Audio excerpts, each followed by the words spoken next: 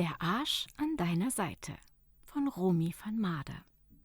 Es ist Sommer, ein Dienstag. Vor uns sehen wir eine entzückende Schrebergartenkolonie mit dem Namen Holdes Schreberglück. 11 kleine und mit Liebe angelegte Gärten. Um diese Siedlung werden Felder bestellt. Vöglein singen, Hasen springen und ein schmaler Weg führt von den Gärten und Feldern weg hin zu einem kleinen Wohngebiet. Er endet an einer Hauptstraße, doch dies ist nicht weiter von Belang. Also wieder zurück zu den Schrebergärten, welche wie eine Insel ins Ackerland eingebettet liegt. Idyllisch und ruhig. Die Oase wird vor Eindringlingen und Neugierigen jedweder Art mit einer hohen Steinmauer geschützt, während die Parzellen innerhalb des Vereins von wahrlich niedrigen Holzzäunen begrenzt werden. In jedem Garten, etwa 400 Quadratmeter groß, steht ein Häuschen, vornehmlich aus Holz gebaut. Auf diesen Grundstücken tummeln sich individuelle Zeitgenossen, die nur eines wollen: ihre Ruhe. Und so hat der eine ein Faible für klare Strukturen und römische Skulpturen, ein anderer liebt seinen Teich und seine Fische. Wieder andere legen großen Wert auf den Gemüseanbau, die eine liebt ihr Dahlienmeer und die nächste ihre Hängestauden. Eine liebt ihr dichtes Grün und ihre heilenden Kräuter und so weiter und so weiter. Hier darf jeder seine Parzelle so bewirtschaften und anlegen, wie er mag. Eine einzige Bestimmung, an die sich jeder der Schreberleute halten soll, ist der Paragraph 1 der StVO Absatz 2. Wer am Verkehr am Schrebergartenleben teilnimmt, hat sich so zu verhalten, dass kein anderer geschädigt, gefährdet oder mehr als nach den Umständen unvermeidbar behindert oder belästigt wird. Der Vereinsvorsitzende Waldemar Hartmann. Oh, ist das nicht schön? Oh. Wir betreten also nun die Gartenanlage und bemerken, wir bemerken nichts. Denn heute, wie bereits erwähnt, ist Dienstag und an jedem Dienstag treffen sich die Schrebermänner im kameraüberwachten Vereinshäusl da drüben, da in dem großen Weißen. Warum das Video überwacht ist? Na, der große Plasmafernseher war nicht ganz billig. Da wurde fleißig gespart und zusammengelegt, um auf dem kostenpflichtigen Premiere-Kanal Fußballspielern beim Ballern zusehen zu können. Wenn man schon selber nicht spielt, dann guckt man eben zu und feuert seine Helden ordentlich an. Die Schreberfrauen treffen sich auf der anderen Seite der Kolonie, im Haus von Erna, der Kräuterfrau. Ernas zweites Hobby ist das Kartenlegen. Schauen wir mal bei ihr herein. Oh, ich sehe Veränderungen, ich sehe Ärger und Gefahr. Was siehst du noch? Die Karten geben zurzeit noch nichts weiter preis. Aufgeregt schwatzen die Damen, trinken zu den neuesten Kuchenvariationen anregenden Kräutertee und machen sich so ganz nebenbei über die Gewohnheiten ihrer Männer lustig, welche im Vereinshäusl Fußball schauen, Bier trinken, mit Fähnchen winken und sich neben den neuesten Düngemitteln wiederum über die Angewohnheiten ihrer Frauen köstlich amüsieren. Ja, so ist das hier. Doch dann schreckt man auf. Im Garten des verstorbenen Max Busch, Parzelle Nummer 6, tut sich etwas. Die Laube wird neu besetzt. Waldemar, der Vereinsvorsitzende, berichtete jüngst davon. Aufgeregt äugt man durch die gehäkelten Vereinsgardinen. Waldemars Frau, die dicke Gerda, war so freundlich. Ein junges Pärchen gibt sich die Ehre. Sie, Ende 30, dunkle, halblange Haare, geblümtes Minikleid und schwarz gerahmte Brille. Von sehr schlanker Gestalt. Er, Ende 40, hagerer Typ, rotgelockte Haarpracht und vom lieben Gott mit einer auffallend krummen Nase bedacht. Nach einem allgemeinen Begrüßungsumtrunk und einer zarten Anbandelung ziehen sich die Schreber zur Abendbrotzeit mit den Worten in ihre Parzellen zurück: »Wir haben Glück.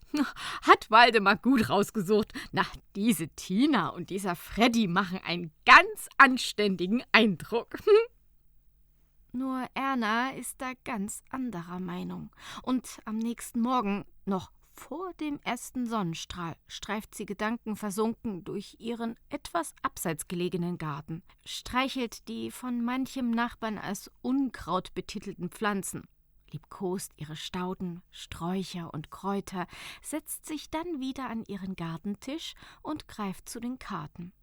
Das Blatt bestätigt ihre Befürchtung. Dunkle Wolken ziehen auf, sie sind schon zum Greifen nah. Als sie die Karte »Der Gehängte« aufdeckt, schnappt sie sich diese, läuft aufgeregt von Garten zu Garten und warnt ihre Freundinnen: »Seid auf der Hut!« Die Männer schenken dem hektischen Treiben am frühen Morgen keinerlei Beachtung. Schließlich ist Erna als verwirrtes Kräuterweib bekannt. Doch die Frauen sind ganz Ohr. Einige Zeit vergeht. Es passiert nichts und die aufgeregten Gemüter beruhigen sich wieder. Aber Erna zieht Tag für Tag den Gehängten und so bleibt die Gute in Hab-Acht-Stellung. Eines Nachts glaubt sie, ein Grunzen zu hören. Lag es an den abendlichen Kräuterdämpfen oder an der Knoblauch-Kurkuma-Butter? Sie sollte darauf verzichten, schlägt ihr offensichtlich aufs Gemüt.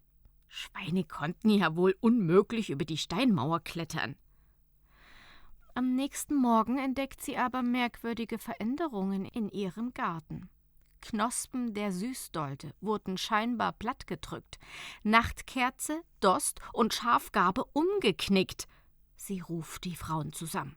»Schaut doch, hier war jemand zugange, nur die schmackhaften Blätter der Brennnessel strecken sich unbeeindruckt empor.« »Ach, Erna, wir sehen nichts.« »Ja, vielleicht irre ich mich ja.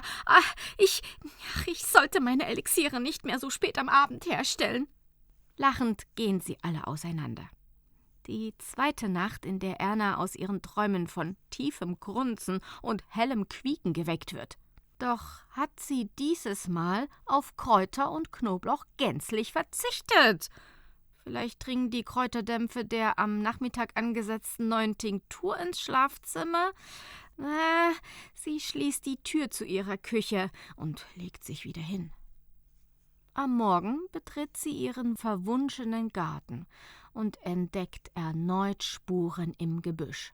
Abermals ruft sie die Frauen zu sich. »Wo soll was sein? Hier!« Erna nimmt ein abgeknacktes Zweiglein der Schafgarbe in die Hand und zeigt es. »Wer soll denn so etwas machen und wozu?« »Bestimmt war es der Wind oder ein Nagetier.« »Na ja, mit viel Fantasie könnte da etwas Großes gelegen haben.« Die dicke Gerda zeigt zu der moosigen Fläche. »Oh, das hab ich ja noch gar nicht gesehen. Gerda, du hast recht. Schaut doch nur, alle Kleeblätter sind niedergedrückt. Ich meine auch ein Grunzen und ein Quieken vernommen zu haben.« »Ach, Erna, Schweine? Dann würde das hier doch ganz anders aussehen.« »Ja, stimmt allerdings. Vielleicht ist es ja...« Die Frauen winken ab. Erna wird klar, dass im Moment nur sie die aufkommende Bedrohung erkennt und beschließt, selbst etwas dagegen zu unternehmen. Die Dämmerung setzt ein. Auf der dunklen Terrasse, unter einer Decke gemummelt, mit einer Tasse Blütentee in der Hand, hockt sie da. Erna, 65 Jahre, Witwe und mutig wie eine Löwenzahnmutti. Derweil ziehen es die anderen Frauen vor, auf weichen Daunen gebettet zu schlafen. Erna schaltet unter der Decke kurz ihre Taschenlampe ein und schaut auf die Uhr. 12. Dann hört sie ein Rascheln. Lampe aus. Ruhe! Kurze Zeit später hört sie ein Grunzen, dann ein Quieken. Also doch ein Schwein. Wie kann das sein? Sie hält kurz inne. Dann knipst sie ihre Halogenleuchte an und rennt drauf los. Hinüber zu den Doldensträuchern. Umgeben von süßem Farngewächs sieht sie ein dickes Schwein, so ein hellrosafarbenes. Dieses keucht. Erna, wie es nicht danach aussieht, so ist es. Ein gerade wieder abschwellendes Ringelschwänzchen leuchtet ihr im Scheinwerferlicht entgegen. »Waldemar, was faselst du? Und was machst du hier?« Ich schlafwandle.« Sie streckt ihm beide Hände entgegen und hilft dem schweren Fleischkoloss unter Stöhnen wieder auf die Beine. Komisch ist nur, dass seine Pyjamahose an einem Zweig im Gebüsch ganz verloren im aufkommenden Sommerwind baumelt. »Hier«, Erna wirft ihm seine Hose zu, »nicht, dass deine Frau noch auf dumme Gedanken kommt.« Waldemar versucht amüsiert zu kichern und kratzt sich dabei mit der linken Hand an seinem behaarten Schinken. Ein Geräusch, als würde man mit einem metallenen Laubfeger über ein Mauerwerk bürsten. Sie legen sich hin, in ihre Betten, in ihre eigenen. Für einen Schlafwandler war der aber bedeutend zu munter. Sinniert Erna und schläft ein. Tags darauf. Es klingelt. Die korpulente Ehefrau von Waldemar, namens Gerda, steht vor der Tür von Ernas Laube. Gerda hat 63 Jahre auf dem Buckel, wie ihr Mann, und ist ähnlich gebaut wie er. Das heißt, viel Bauchspeck und kleine Brüste, lichtes Kopfhaar und einen dunklen Flaum über dem schmalen Mündchen. Unverkennbar sind die dicken Bäckchen, vorne und hinten. Wäre man ein Raubtier, dann bekäme man sofort Lust, einen der beiden mit einem Biss in den Hintern zu erlegen. Womit wir auch schon bei der Frage wären, was unterscheidet Gerda und Waldemar eigentlich voneinander? Ganz einfach. Gerda trägt feine Ringelsöckchen, Waldemar ein dickes Ringelschwänzchen. Und Erna, hast du gestern Abend etwas gefangen? Ja, sah aus wie ein Schwein, war aber keins. Hä? Nein, nichts dergleichen. Sag mal, Gerda, wandelt dein Waldemar im Schlaf umher? Keine Ahnung. Ich schlafe mit Augenmaske und Oropax und schnarche laut Waldemar wie ein Murmeltier. Und was würdest du davon halten, wenn er schlafwandeln würde? Waldemar? Na ja, wenn er meint, nachts spazieren gehen zu müssen, dann soll er das doch machen. 3 Tage später. In Ernas Garten ist Ruhe eingekehrt. Voller Freude darüber, dass Waldemar scheinbar auch zur Ruhe gekommen ist, läuft Erna zu ihrer Nachbarin Doris hinüber. »Hallo, Erna«, ruft Doris ihr entgegen. »Komm ruhig rein, das Schloss klemmt. Am besten du steigst gleich über den Zaun.« Gesagt, getan. Die Zäune in der Kolonie sind allesamt maximal kniehoch. Das erleichtert die Überquerung, falls es beim Nachbarn mal brennen sollte. »Schöne Dahlien, Doris. Ach, danke, Erna. Hier, die sind aber etwas eingedrückt am Stiel. Ach, passiert. Und die hier auch. Stimmt. Doris, ich muss dir etwas erzählen.« Erna hakt sich bei ihrer Nachbarin und Freundin unter und erzählt von ihrer Begegnung mit dem nackten Waldemar. »Was? Waldemar Hartmann, unser Vereinsvorsitzender? Das glaub ich nicht.« Dämmerlicht. Nebel steigt empor. Erna und Doris sitzen seit 2 Stunden unter dunklen Decken am Gewächshaus mit bester Sicht aufs Dahlienfeld, während Doris' Mann in der Laube nebenan friedlich im Schlaf ganze Wälder niedersägt. Eine Silhouette. Der dicke Waldemar hieft sich über den kniehohen Zaun und keucht dabei, als würde er den Mount Everest besteigen. »Ich lach mich gleich schlapp«, flüstert Doris. »Psst, sei leise«, antwortet Erna. Waldemar schleicht auf leisen Sandalensohlen zum Dahlienfeld. »Erna, wollen wir ihn nicht?« »Psst!« Ein weiteres Rascheln. Das Gestrüpp am Gartenzaun wackelt. Waldemar legt sich hin und fängt brunftig an zu grunzen. Da prustet Doris laut drauf los und knipst ihre Lampe an.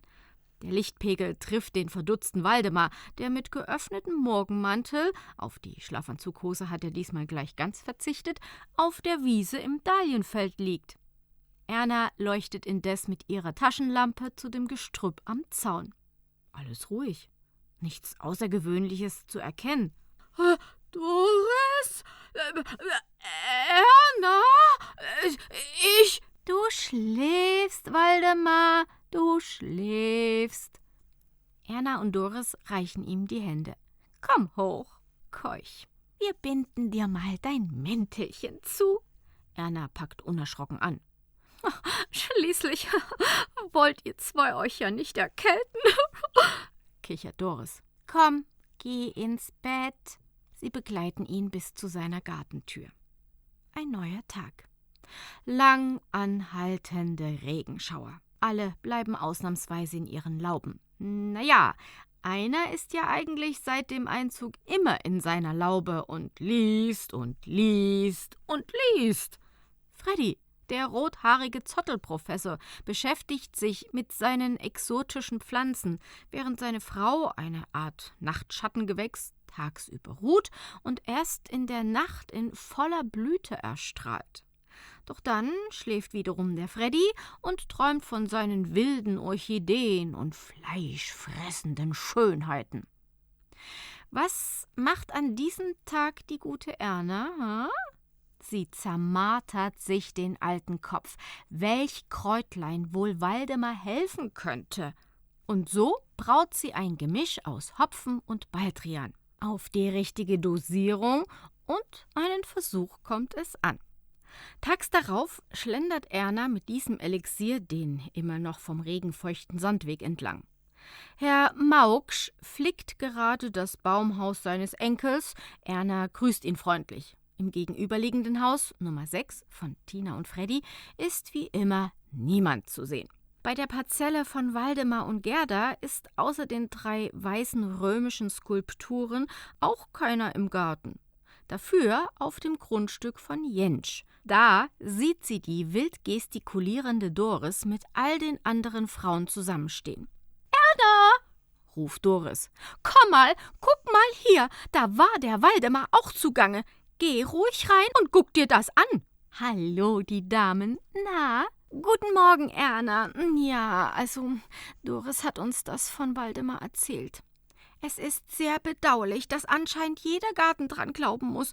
Nun auch noch Renates Zucchini.« »Ja, sehr bedauerlich.« »So geht das nicht weiter. Wir müssen unseren Männern Bescheid sagen.« »Stopp, ich hab da etwas.« Erna zieht aus der Tasche ihrer Stofflatzhose eine kleine Glasflasche mit grüner Flüssigkeit. »Ich werde mit Waldemar reden, er soll das mal ausprobieren.« Oh Wunder! Keine Grashalme, kein Moos wird seitdem unbefugt mehr von Waldemar betreten. Kein Zucchini plattgedrückt, keine Zweige umgeknickt und keine Dolden abgepflückt. Die Frauen können alle wieder beruhigt schlafen. Dank Erna, der Zaubermaus. Rums, Krach, Schepper, Doing, Knall und Kaplauz. Schreie. Hilfe! In allen Lauben gehen mit einem Schlag die Lichter an. Die Schreber treten in ihren Schlafanzügen und Nachthemden heraus und rennen aufgeregt zur Parzelle von Familie Mauksch. Mauksch steht entgeistert mit seiner Frau am Teich und schreit sich die Seele aus dem Leib. Ah! In seinem Fischteich, halb versunken, steckt zwischen schiefen Brettern seitwärts der nackte Waldemar. Sein praller Po schaut unverfroren aus dem Wasser und glänzt grünlich-rosa im Licht unzähliger Halogenleuchten.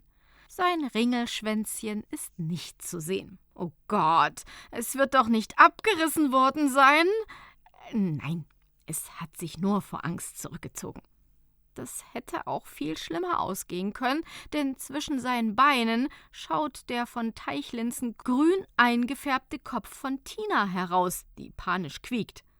An ihren Brillengläsern kleben Seerosenblätter. Halb blind versucht sie sich verzweifelt aus den Schlingen der Wasserpflanzen zu wickeln. Die stämmige Weide, auf der das erst vor kurzem reparierte Baumhaus stand, hängt nun gefährlich zur Seite. An einem der Äste hängt ein Strick mit einzelnen Baumhausresten, die gefährlich über Bärbel und Ernst Mauksch baumeln. Durch die diffusen Taschenlampenstrahlen tänzelt ein bedrohliches Schattenspiel an der Laubenwand. »Der Gehängte«, flüstert Erna, faltet die Hände vor der Brust und schreit: »Bärbel! Ernst! Lauft!« Und dann gibt es einen weiteren, einen ganz großen Knall, und der Ast schlägt mit Getöse auf dem Rasen auf. Da, wo Bärbel und Ernst noch vor 2 Sekunden standen. Jetzt packen alle zügig mit an. Der dicke Waldemar wird unter lautem Keuchen aus dem Teich gezerrt. Um Tina kümmern sich die Frauen, die sie an Haaren und Seerosen packen und mitsamt den Pflanzen und Bretterwirrwarr herausziehen. Es muss alles sehr zügig gehen.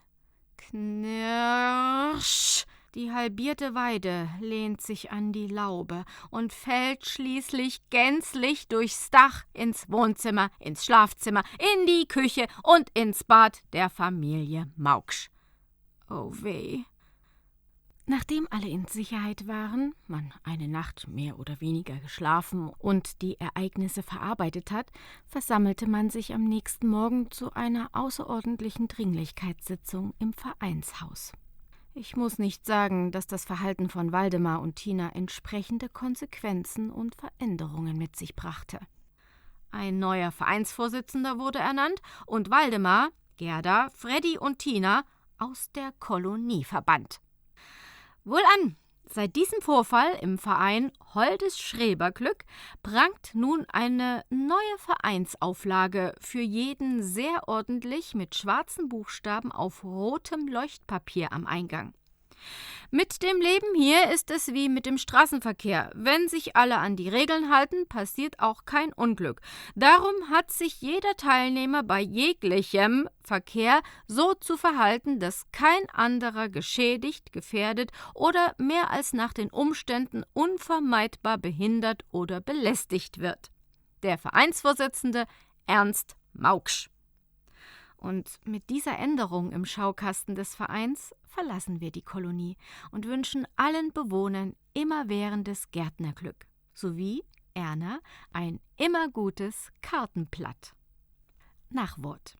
Liebe Hörerinnen und Hörer, ich hoffe, Sie hatten so viel Freude beim Zuhören wie ich beim Schreiben dieser weiteren Geschichte über die Liebe oder das, was man dafür gehalten hat.